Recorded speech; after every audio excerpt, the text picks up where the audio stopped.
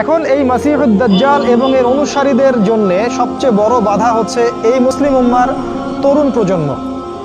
কারণ তরুণ প্রজন্ম চাইলে, তরুণ প্রজন্ম যদি একবার গর্জে ওঠে মুসলিমদের, ইনশাআল্লাহ তাআলা তারা সকল বাতিলের ভিত্তি গুঁড়িয়ে দিতে পারে। তরুণ প্রজন্মের মধ্যেই ছিল খালিদ বিন ওয়ালিদ, তারেক বিন জিয়াদ, এই মানুষগুলা, ওমর ইবনুল খাত্তাব, আলী ইবনে আবি তালেব, যায়েদ ইবনে হারেসা, আসাদুল্লাহ, সাদ ইবনে আবি ওয়াক্কাস। এই যে সাহাবায়ে কেরামদের নাম আপনারা জানেন, তরুণ সাহাবী ছিলেন যখন তার ইসলামের পক্ষে দাঁড়িয়েছিলেন। একাই ওমর সে সারা মক্কাকে পরিবর্তন করে ফেলল। এক হামজার সামনেই 20-30টা মানুষ দাঁড়াতে সাহস পাইত না। একজন তারেক বিন জিয়াদ, তিনি স্পেন জয় করে ফেললেন মাত্র অল্প কিছু সৈন্য নিয়ে। মোহাম্মদ বিন কাসিম আমাদের এই ভারতীয় উপমহাদেশ জয় করলেন। এখন আপনি মুসলিম হয়ে এখানে বসে আছেন। তো প্রথম যে কাজটা তারা করেছে সেটা হলো তারা আপনাকে আপনার জীবনের উদ্দেশ্য থেকে সরিয়ে দিয়েছে। 2 নাম্বার কাজ তারা যেটা করেছে সেটা হলো যে আপনার শারীরিক শক্তিটাকে তারা নষ্ট করেছে। প্রথমত, এখনকার যুবকদের শারীরিক শক্তি আর আমাদের চাচাদের শারীরিক শক্তির মধ্যে আকাশ পাতাল পার্থক্য আছে। এখানকার কোনো চাচার সাথে লড়াই করার ক্ষমতা তোমাদের নাই। তোমরা 3 জন মিলে একজন চাচার সাথে পারবা না ইনশাআল্লাহ, আমি বিশ্বাস করি এটা। তুমি এখনো আমার সাথে পারবা না। আগেকার মানুষদের যে শক্তি, ফিজিক্যাল স্ট্রেংথ, এটা তোমাদের মধ্যে নাই। তোমরা কি বুঝতে পারো? এটা ওরা করেছে। কিভাবে জানো? তোমাদের জীবনযাত্রার রুটিনটা তারা চেঞ্জ করে দিয়েছে। তোমরা এখন ঘুমাও 12টা, 1টা, 2টা, 3টায়, আর ওঠো ওই যে 10টা, 11টা, 12টায়। তোমরা আর রাসূলের সুন্নাহ অনুযায়ী চলো না। আমাদের চাচারা ঘুমাতেন 9টায়, ওই যে ভোর 4টায় উঠতেন, তাহাজ্জুদ পড়তেন, তারপরে নামাজ পড়তেন, মাঠে কাজ করতে যেতেন। তাদের যে ফিজিক্যাল স্ট্রেংথ, এটা তোমাদের মধ্যে নাই। যদি আবারও মুক্তিযুদ্ধ হয়, তোমরা কিছুই করতে পারবে না দেশের জন্য। ওটা পেঁচার পরে লাভ নাই যে সোনার প্রজন্ম তৈরি করতেছে, এগুলো বোগাস কথাবার্তা। বিশ্বাস না হয় একটা মাঠে 10 পাক রাউন্ড দেওয়ার না সবাইকে, একটা মাঠে নিয়ে যান, 10 পাক দৌড়াতে লাগায় দেন, দেখেন কয়জন দৌড়াতে পারে। তোমাদের শারীরিক শক্তি ওরা নষ্ট করে দিয়েছে। এটা একটা, তোমাদের রুটিনটা ওরা চেঞ্জ করেছে। তোমাদের হাতে ধরিয়ে দিয়েছে smartphone, laptop, internet, Facebooking, YouTubing, সারা দিন সারা রাত ওই মোবাইলের পিছনেই বসে আছে। আমি শহরের ছেলে তো, আমি তো আরো ভালো জানি আপনাদের চাইতে। রাস্তায় হাঁটি, মাথা উপরে তুলে হাঁটে না, মাথা নিচের দিকে তুলেই হাঁটে। কার সাথে ধাক্কা লাগছে, কার সাথে কি হচ্ছে টেরই পায় না। শারীরিক শক্তি তোমাদের নষ্ট করেছে। আরেকটা কাজ তারা করেছে, আমরা যে খাবার খাই সেই প্রত্যেকটা খাবারের মধ্যে তারা এমন কিছু পয়জন ঢুকিয়ে দিয়েছে যার মধ্য দিয়ে এমন জটিল জটিল রোগ ব্যাধির সৃষ্টি হচ্ছে, যেটা আগে 50-100 বছর আগে ছিল না। বিশ্বাস না হলে আপনি চেক করে দেখেন। এখন যত খাবার তোমরা খাও, বাইরের খাবার, ম্যানুফ্যাকচার্ড খাবার, এই প্রতিটা খাবার তোমাদের শরীরের জন্য ক্ষতিকর। যা খাচ্ছ বাইরের ম্যানুফ্যাকচার্ড, এই যে ড্রিঙ্কসগুলো খাচ্ছ, এই যে ফুডগুলো খাচ্ছ, ফাস্ট ফুড খাচ্ছ, এই যে হোটেলগুলোতে খাচ্ছ, হাইজেনিক কোনো খাবারই তোমরা খাচ্ছ না। অথচ আমাদের এই চাচাদের দিকে তাকিয়ে দেখো, তারা সব দেশি জিনিসপত্র খেয়ে খেয়ে বড় হয়েছেন। ওই সময় ফ্রেশ বাতাস, ফ্রেশ খাবার, এখনও তারা স্ট্রং। আর তোমার এই 30 বছর বয়সে, আমার এই 30-25 বছর বয়সে আমরা ওটা করতে পারছি না। এটা এমনি এমনি হয়নি, এটা ওদের চক্রান্ত ছিল যাতে করে মুসলিম উম্মার তরুণ প্রজন্মকে তারা ধ্বংস করতে পারে। মুসলিম উম্মার তরুণ প্রজন্ম সেই জাজবা রাখে না। 1 নাম্বার তোমাদের জীবনের উদ্দেশ্য থেকে সরিয়েছে, 2 নাম্বার তোমাদের খাবারের অভ্যাস চেঞ্জ করেছে, 3 নাম্বার তোমাদের এই শারীরিক সক্ষমতা নষ্ট করেছে, 4 নাম্বার তোমাদের শিক্ষা ব্যবস্থাকে সে ধ্বংস করেছে। আপনারা ভালো করে শোনো, তোমাদের শিক্ষা ব্যবস্থাকে তারা ধ্বংস করেছে। কিভাবে? তুমি 25 বছর এই সেকুলার লাইনে পড়াশোনা করবা, 25টা সূরা তুমি শিখতে পারবা না, ইম্পসিবল। তুমি 25 বছর এদিকে পড়াশোনা করেছো, কিন্তু 25টা হাদিস তোমার জানা নাই, 25 জন সাহাবীর নাম তুমি বলতে পারবে না। তুমি রাসূলুল্লাহ সাল্লাল্লাহু আলাইহি ওয়াসাল্লামের জীবনী কখনো পড়ে দেখো নাই, ছুঁয়েও দেখো নাই, তার স্ত্রীদের নাম তোমার জানা নাই, 10 জন জান্নাতি সুসংবাদপ্রাপ্ত সাহাবীর নাম তোমার জানা নাই। কিন্তু তুমি এদিকে science, arts, commerce, physics, chemistry, biology, হাবি জাবি সব পড়ে শেষ করেছো, ইসলামের বেসিক নলেজ তুমি অর্জন করো না। এটা ওদের চক্রান্ত ছিল, শিক্ষা ব্যবস্থা দিয়ে তোমাদেরকে ইসলাম থেকে সরিয়ে দেয়া, এবং তারা সেখানে 100% সফল। এগুলো নিয়ে কথা বলার সময় যেহেতু আমাদের নাই, আমরা যেহেতু আমাদের ওই যে হাত বাঁধা আমিন টামিন এইসব নিয়ে আমরা যে মারামারি কাটাকাটির মধ্যে আছি, এটাই হচ্ছে আমাদের বড় জিহাদ আমাদের, তাই না? এই জায়গায় কাজ করা উচিত ছিল। পক্ষান্তরে যারা মাদ্রাসায় পড়ছি আমরা, অত্যন্ত দুঃখজনক যে মাদ্রাসায় পড়ার পরেও আমরা সাম্প্রদায়িক হয়ে যাচ্ছি কেন জানি। নিজের বুঝ, নিজের দল, নিজের মাযহাব, নিজের তরিকার বাইরে আমরা আর চিন্তা করতে পারছি না। ইসলাম যে একটা প্রশস্ত সাগর, এখানে যে কত কি আছে এটা আমাদের জানা হচ্ছে না। একই সাথে কোরআন সুন্নাহ হাতে থাকার পরেও আমরা বিশ্বকে চ্যালেঞ্জ করতে পারছি না। আল্লাহ পাক বলেছেন, কোরআন আমি তোমার উপর নাজিল করেছি তিবিয়ানান লিকুল্লি শাই, এটা প্রত্যেকটা বিষয়ের ব্যাখ্যা। কিন্তু কোরআন থেকে আমরা পৃথিবীর সবকিছু এখন ব্যাখ্যা করতে পারি না। কোরআন দিয়ে আমরা অর্থনীতি ব্যাখ্যা করতে পারি না, আমরা রাজনীতি ব্যাখ্যা করতে পারি না, আমরা শেষ জামানাকে ব্যাখ্যা করতে পারি না। কিন্তু কোরআন আমাদের হাতে আছে, ঘরে আছে। মাদ্রাসায় পড়ছি, কিন্তু মাদ্রাসায় পড়ে ইংরেজি জানছি না, আইসিটি জানছি না, বিশ্ব সম্পর্কে জানছি না, অর্থনীতি জানছি না, এমনকি ইসলামের ইতিহাসও জানছি না।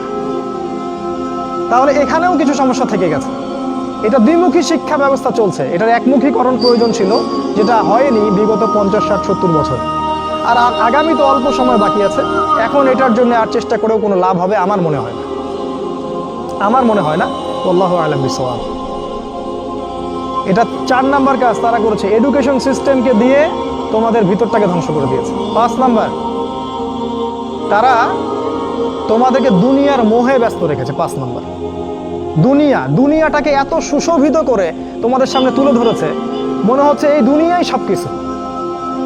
আর এই দুনিয়া পূজারী কোনো যুবক ছেলেকে দিয়ে আপনি আল্লাহর পথে কোনো খেদমত আশা করতে পারেন না, কারণ ওর পুরো চিন্তাটা দুনিয়া কেন্দ্রিক।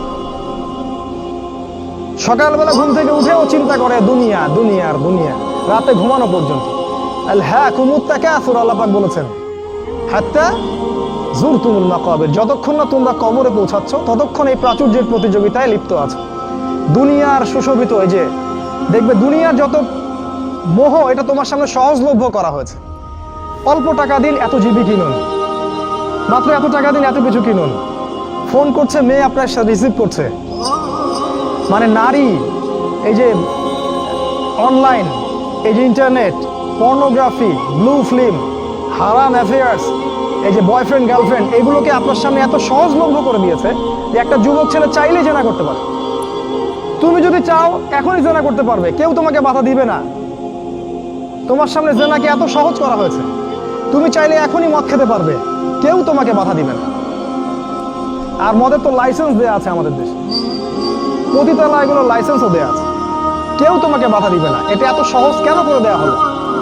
অথচ মদ যদি উমর রাদিয়াল্লাহু আনহুর সময় কেউ পান করত, তাকে 80টা বেত্রাঘাত করা হতো। কেউ যদি জিনা করতো ওই সময়, তাহলে প্রকাশ্যে ওকে 100টা বেত্রাঘাত করা হতো।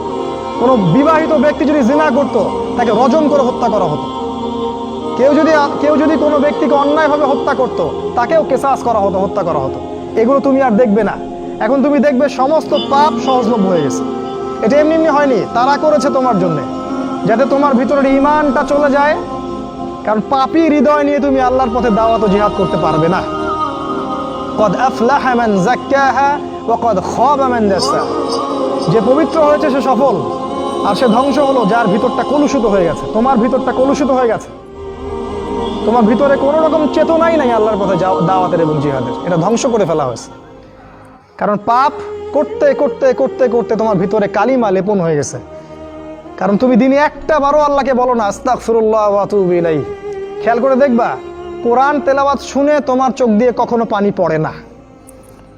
কখনো কি খেয়াল করেছো যে কোরআন তেলাওয়াত তোমার সামনে দিনরাত করা হচ্ছে, তোমার চোখ দিয়ে এক ফোঁটা পানি বের হচ্ছে না? কেন বের হচ্ছে না? কারণ তোমার ভিতরে সেই পরিশুদ্ধ হৃদয়টা নাই, তাসকিয়া, নূরটা নাই, পাপ দিয়ে ভর্তি হয়ে গেছে। 6 নাম্বার, নারীকে তোমার সামনে সহজলভ্য করা হয়েছে। নারী, মেয়েদেরকে তোমার সামনে এমনভাবে উপস্থাপন করা হয়েছে ন্যাংটা করে। রাসূল সাল্লাল্লাহু আলাইহি ওয়াসাল্লাম বলেছিলেন যে শেষ জামানায় 2 শ্রেণীর মানুষ আসবে যাদেরকে আমি এখনো দেখি নাই। এক শ্রেণী হচ্ছে নিসাউন কাসিয়াতুন আরিয়া, মুইলাতুন নামিলাত, মানে এমন এক শ্রেণীর মেয়ে বের হবে শেষ জামানায় যারা কাপড় পরেও ন্যাংটা হয়ে থাকবে। ভাষাটা ভালো করে বোঝেন, কাপড় পরেও তারা নগ্ন হয়ে থাকবে। আমার মনে হয় না এটার ব্যাখ্যা করার দরকার আছে। কাপড় পরবে, কিন্তু কাপড়ের সবকিছুই, ভিতরে সবকিছু আপনি দেখতে পারবেন, বুঝতে পারবেন কোন অঙ্গ কতটুকু উঁচু নিচু, কোনটা কি। এখন এমন ড্রেস বাইরে থেকে ভিতরে সব দেখা যায়, কাঠামোকে সেটাও দেখা যায়। এমনকি এমন বোরখা বের হয়েছে এখন, যেটা পড়ার পরেও দেখবেন যে তার ফিজিক্যাল সমস্ত স্ট্রাকচার বোঝা যায়। এই যে নারীরা বের হবে, এটা রাসূল আগেই বলেছিলেন। একটা হাদিস আপনাদেরকে বলি, নবী সাল্লাল্লাহু আলাইহি ওয়াসাল্লাম আরও বলেছেন যে এই মাসিহুদ দাজ্জালের সবচেয়ে শেষ অনুসারী হবে এক শ্রেণীর নারী, এক শ্রেণীর নগ্ন নারী, যাদেরকে তার স্বামী, বাবা, পিতা ঘরে রাখতে চাইবে, কিন্তু তারা ঘরে থাকবে না, তারা বাঁধন ছিঁড়ে বের হয়ে চলে যাবে বাইরে। আবার বুঝাই, শেষ জামানায় মাসিহুদ দাজ্জালের অনুসারী হবে এক শ্রেণীর নারী, যাদেরকে তাদের পিতা, স্বামী, ভাই ঘরে রাখতে চাইবে, তারা ঘরে থাকবে না। আপনি কি বুঝতে পারছেন তারা কারা? বর্তমান সময়ের এই ফ্যামিনিস্ট রেভলিউশন যারা করছে, এরা সবাই দাজ্জালের অনুসারী। দাজ্জাল যখন বের হবে, এরা সবাই তাকে অনুসরণ করবে, অবশ্যই করবে। একটা কোভিড-19 যদি সবাইকে একমুখী করে ফেলতে পারে, দাজ্জালের ফিতনা যে কত ভয়ঙ্কর হবে সেটা চিন্তাই করতে পারবেন না। একটা খালি হুঙ্কার যে মূর্তি স্থাপন হবেই, যে এর বিরোধিতা করবে তার বিরুদ্ধে রাষ্ট্রদ্রোহের মামলা দেওয়া হবে, সারা দেশের মানুষ ম্যাক্সিমামই এখন ওইদিকে অনুসরণ করছে। এই যদি অবস্থা, তাহলে দাজ্জাল যখন বের হবে তখন যে কোটি কোটি মানুষ তাকে অনুসরণ করবে না, এটা কি কোনো গ্যারান্টি আছে? বরং কোটি কোটি মানুষই তাকে অনুসরণ করবে। তোমার সামনে নারীকে সহজলভ্য করে দেওয়া হয়েছে। স্কুলে নারী, স্কুল কলেজের মধ্যে কো এডুকেশন, ছেলে মেয়ে একসাথে বসে পড়াশোনা করে। একটা মেয়ে এরকম নগ্ন পোশাক পরে আমার সামনে যদি বসে থাকে দিনে 5 ঘন্টা, কয়দিন আপনি জেনা থেকে দূরে থাকতে পারবেন বলেন তো? আজকে আপনি দেখা করবেন, কালকে নোট নেবেন, তারপরে দেখা সাক্ষাৎ হবে, কফি খাবেন, এক পর্যায়ে ঘুরতে যাবেন, ডেটে যাবেন, আস্তে আস্তে আস্তে আস্তে তার সাথে আপনি জেনায় লিপ্ত হয়ে যাবেন। এর জন্য কি শুধু ছেলেটা দায়ী? এর জন্য কি শুধু ছেলেটাই দায়ী? এই মেয়েটাও দায়ী, এই মেয়ের পরিবারও দায়ী, এই ছেলের পরিবারও দায়ী। আর সবচেয়ে বড় দায়ী হচ্ছে সে ব্যক্তি যে এই সিস্টেমটাকে লঞ্চ করেছে এই দেশের মধ্যে, যে সিস্টেমের মধ্যে পড়াশোনা করাচ্ছে, এরাই সবচেয়ে বড় দায়ী। সূরা নূরের একটা আয়াত আছে না, যে যারা মুমিনদের সমাজের মধ্যে এই অশ্লীলতা ছড়ায়, তারা যেন সতর্ক হয়ে যায়, আল্লাহর পক্ষ থেকে ভয়ঙ্কর আযাব তাদের উপর আসবে। তোমরা পড়াশোনা করবা, তোমাদের সামনে মেয়েদেরকে ছেড়ে দেওয়া হয়েছে, কলেজে যাবা তখন তো আরো অবস্থা খারাপ, ফ্রি মিক্সিং, যা ইচ্ছা তাই করতে পারবা তোমরা। আর সামনের দিনগুলোতে দেখবা লিভ টুগেদারকে জায়েজ করে দেওয়া হবে, এটাও হবে, এটাও দেখার বাকি থাকবে না। অন্য দেশগুলোর মতো দেখবা ছেলে মেয়ে একসাথে থাকতে পারবে, বিয়ের দরকার হবে না, এটাও হবে সামনে। মেয়েকে সহজলভ্য করে দেওয়া হবে, চাইলেই তুমি জেনা করতে পারবে। এগুলো এমনি এমনি হয়নি, ওরা প্ল্যান করে এটা করেছে যাতে তোমার ভিতরের ইমানি তেজটা নষ্ট হয়ে যায়। যার ইমানের তেজ থাকবে না, ধ্বংস হয়ে যাবে সে।